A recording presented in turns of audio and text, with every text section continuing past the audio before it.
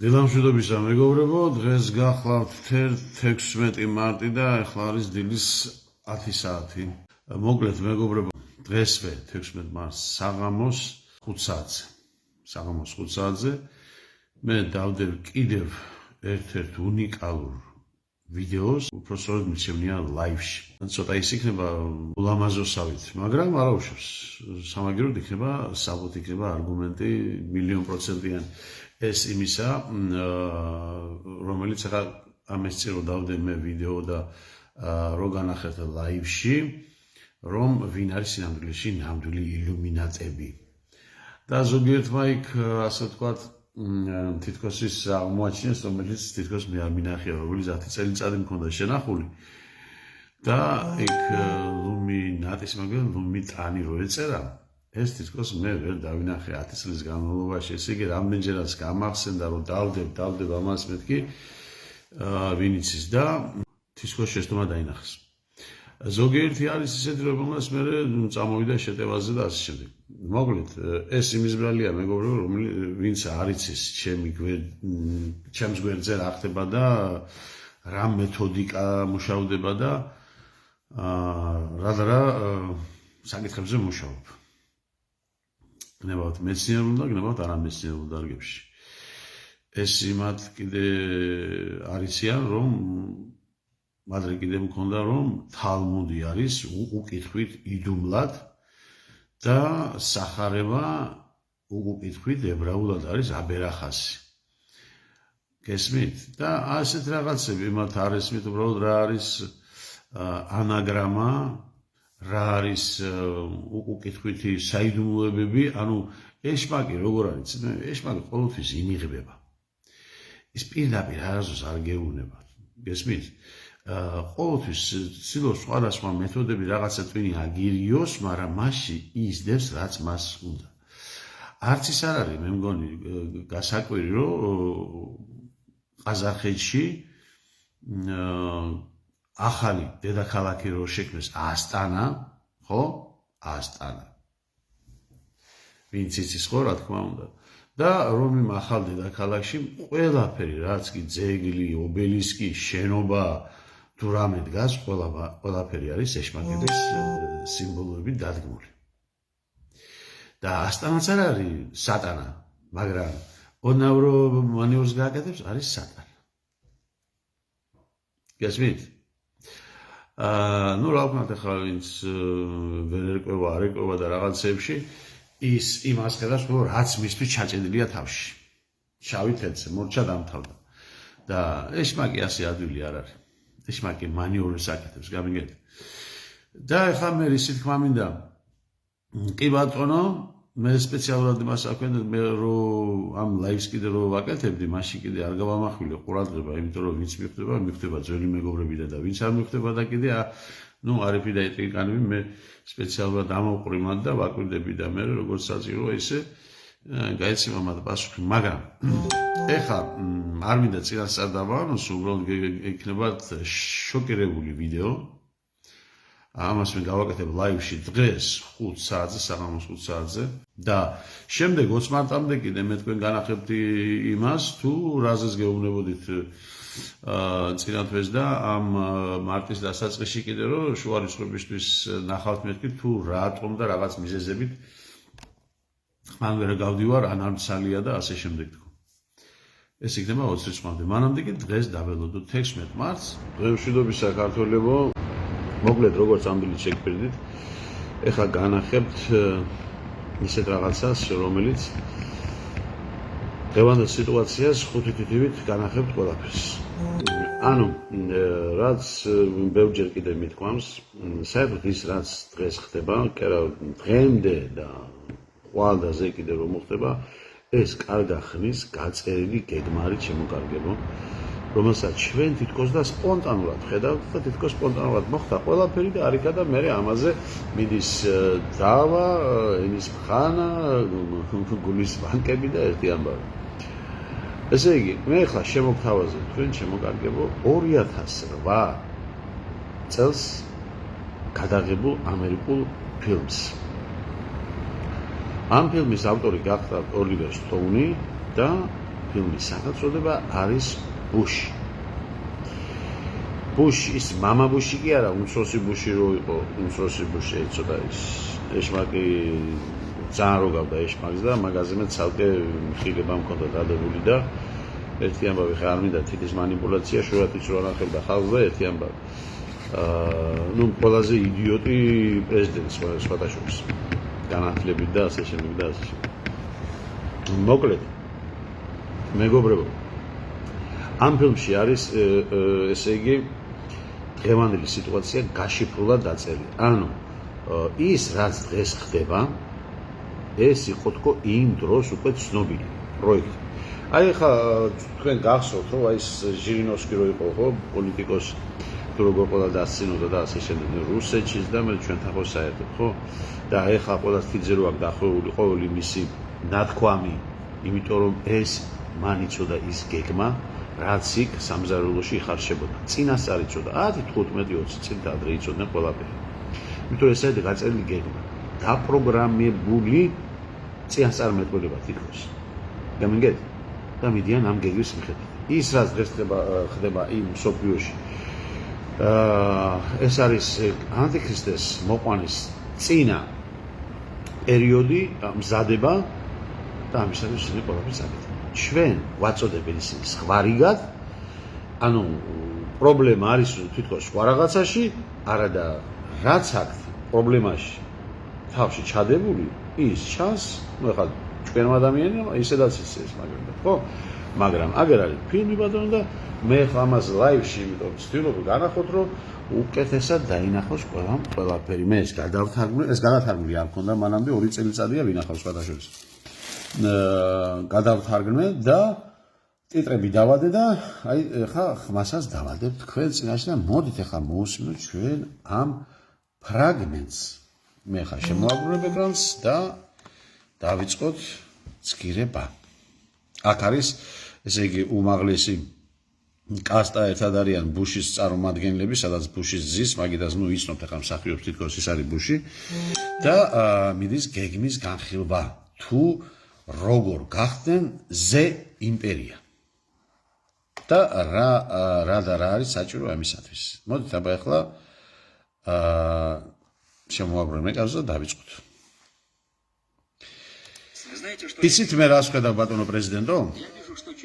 მე ვხედავ რომ 25 წლის შემდეგ ამერიკის მთელი ნავთობის რეზერვი ამოიწურება. მორჩა. ბენზინზე მოთხოვნილება გაიზარდა 40%-ით. ხოლო მსოფლიო რეზერვებს კი ჩვენ გვაშორებს 2 ოკეანე.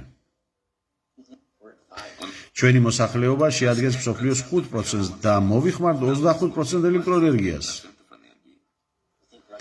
ფიქრობთ რუსეთი და ჩინეთი დაგვიხმარება, როცა მათ თავად დასჭირდებათ რესურსები. მსოფლიო რეზერვების 80% არის აქ. კარგად დააგვირდით ახლა ეკრანს. ევრაზიაში არის ნავთობი, გაზი, ყველაფერი. მხოლოდ ერაყში არის მსოფლიო რეზერვების 10% ნავთობი. ხოლო 80-დან 60% ჯერ კიდევ არაა ათვისებულიო. დააკვირდით, გაიხსენეთ. ერაყი ბუშის დროს და რა გააკეთა ბუშმა ერაყში იმ დროს.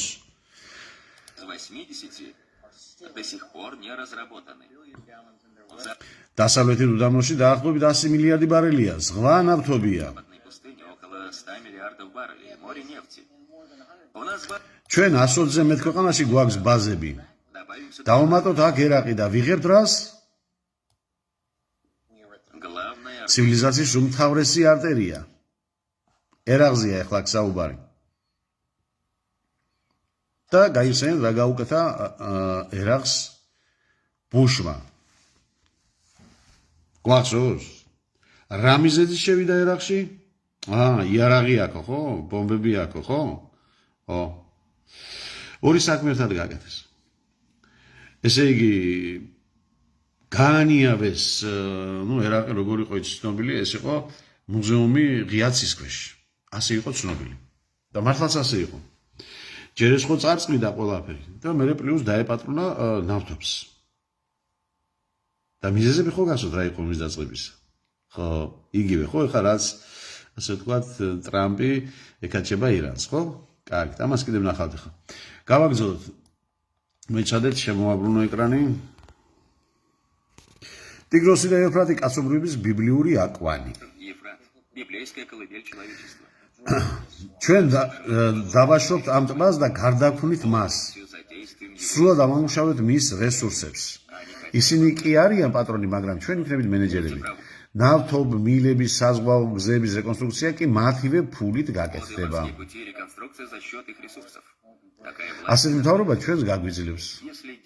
თუ ვიმოქმედებთ გეგმიურად. სად არის ჩვენი ბაზები? აქ, თლად ცენტრში. რა ყლია აქ? ირანი. აჰა, მოვედით? ეს არის უკვე მომავლის გეგმა. ერას რაც შეხება, მაგი ბუშის გეგმა, ბუშს ევალებოდა შეესრულებინა. და მომავლის გეგმა იყო ირანი, რომელიც ტრამპს დაევალა.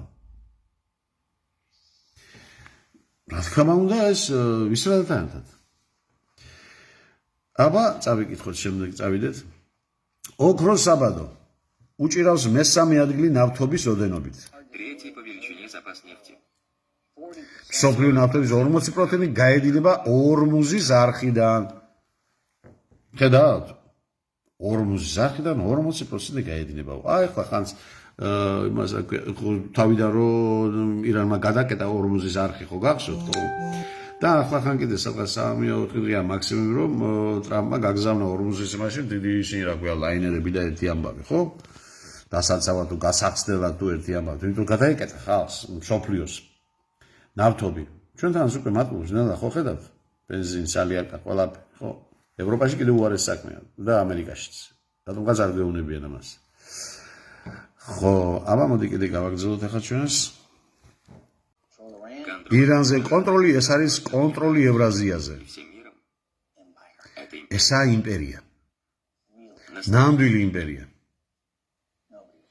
ვერავინ გაბედავს ჩვენზე თავდასხმას.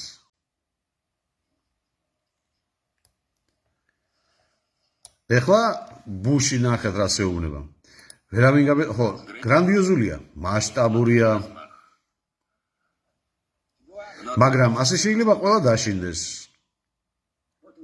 უბრალოდ ამერიკელი არ დაინტერესდება ნავთობით. ეხლა მოусმინეთ ეს ეშმაკის თავი, რას ვიცეს გეგმა წარადგინა, რა შეუნება, რომ ჩვენ იმას კი არ ვიტყვით, კაცო, ნავთობზე რო არისო ბრძოლა, არამედ ჩვენ დაკვირდით, მოაბრუნებ, ჩვენ ვილაპარაკებთ ტერორისტებზე და მასიური განადგურების იარაღზე, თავისუფლებაზე და დემოკრატიაზე.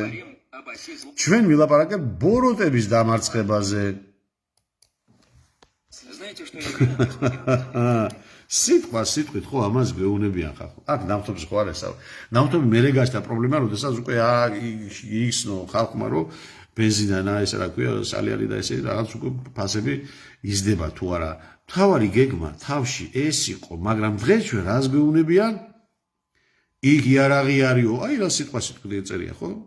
იქ ვილაპარაკეთ, რომ იქ იარაღია, მასიური რაღაც განადგურების იარაღი, ბოროტების სათავეზე, რომ ჩვენ მოვიტანთ იქ თავისუფლებას და დემოკრატიას და დააგვირდება ახლა იქ როგორ არიან იქ ირანელი ხალები რომ ჩადრებს იხსნიან და ერთი ამბავი და რომ ეს თავისუფლება გონიან და ერთი ამბავი ხა მეც არ მომწონს მაგრამ ბუნებრივია, მაგრამ წესჩვეულება ეს მათი და მათ წესჩვეულებას რომ დაარღვევ, აი როგორ ჩვენ გქონდა.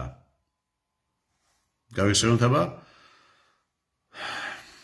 ქალიშვილობის ინსტიტუტი. როგორც კი ეს თავისუფლება და დემოკრატობანა შემოვიდა, გათახსირდა ქვეყანა. ყოასი. მე თუ ქალიშვილობა არიფობა გახდა, გოიმობა გახდა.